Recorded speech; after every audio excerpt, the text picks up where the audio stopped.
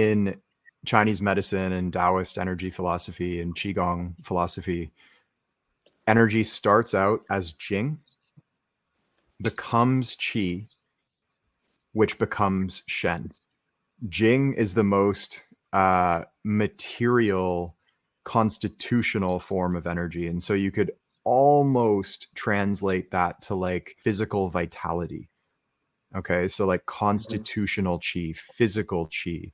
The reason that men tend to ask this question and why it comes up so often on our retreat is because it correlates very, very closely with sexual energy.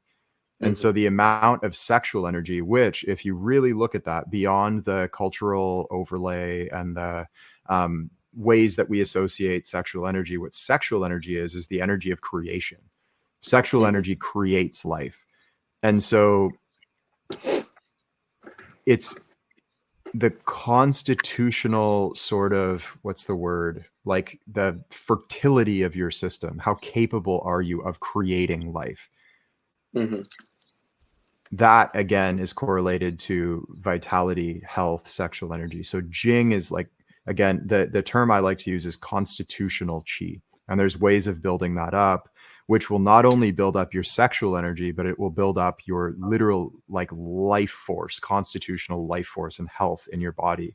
And so I like to speak of cultivating and managing sexual energy actually as a health practice and a life practice, not just the sexual benefits that it may have or the benefits that it may have in attracting a partner. Because again, on an energetic level, energies either attract or repel one another. And so having strong constitutional Qi, strong Jing will literally attract partners to you in a sort of, in the same way that magnets attract. The force of your magnetism could be said to correlate with the strength of your Jing. Okay. And this is why so many of the 20 somethings at our retreat will like be talking about Jing almost constantly, because it's a valid topic. It's really like foundational to the human experience. So Jing, constitutional Qi, vitality, sexual energy, when refined, meaning it takes on a more and more subtle form, becomes Qi. And Qi is the bioelectric energy that runs through the meridians of our body, that runs our physical system and our consciousness. When that gets refined even further, it turns into Shen, which is spiritual energy. And so in something, for example, like the practice that we did at the Costa Rica retreat last week, or the practice that I did and have been doing, where I went into strict isolation for 18 months. And the instruction there and the sort of rules, so to speak, are that there's no physical contact, no unnecessary conversation, there's very little stimulation or inputs, and then of course no sexual activity. And the reason for this is in part so that Jing can then refine into Qi when it's not being expressed sexually. So it can refine into Qi, which can refine into Shen. So Jing, when it's not like, a buddy of mine and I used to call this like using your dick as a squirt gun. That's what most guys do. It's like every time a little bit of pressure forms in the like genital area and you get a little bit stimulated, most of the men in the world are gonna like reach for porn or just reach to go and ejaculate, because it's pressure that builds up, and then they train themselves that, oh, pressure's built up, I can get a release out of this, like some pleasure out of this. And there's this dopamine loop that's created. Okay, pressure, release, pleasure.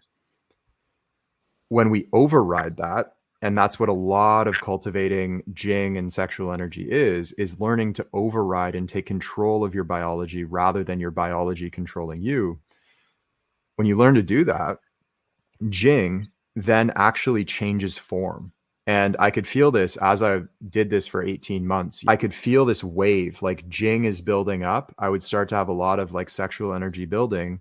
And then almost like the crest of a wave that subsides, it like changed form. And suddenly I felt this like physical vitality and creativity. So it's, okay, I'm not going to be expressed sexually. Now my mind is clear. My mind is coming up with more ideas. And as that process continued, more Jing turned into more Qi, and then there started to be this accumulation of Shen, which is further Qi that's further refined into spiritual energy. So as that 18 months progressed, there was this continual building of spiritual energy, which takes the form of insight directly into what spirit is, into what God is, into the nature of the mind, into the nature of reality, seeing like through the illusion of reality to the source, and merging with that source as well. So that's the way that the tradition that I was trained in practices that. So many spiritual traditions, like and religions as well, even Christianity has their forms of like fasting and so on and so forth. That's why they do this. It's not a moral, ethical thing like sex is wrong or bad. That has nothing to do with it. Morals and ethics are a completely separate thing. It's a spiritual cultivation practice. And in the same way, cultivating and building Jing has its own set of practices, which can then be used to heighten sexual pleasure, can be used to attract partners, can be used to like enjoy yourself sexually, but also can be used to cultivate Qi and cultivate spiritual insight as well. I want to point this out, as I did on the retreat. This should be taught in schools. It should be information that parents pass down to their kids.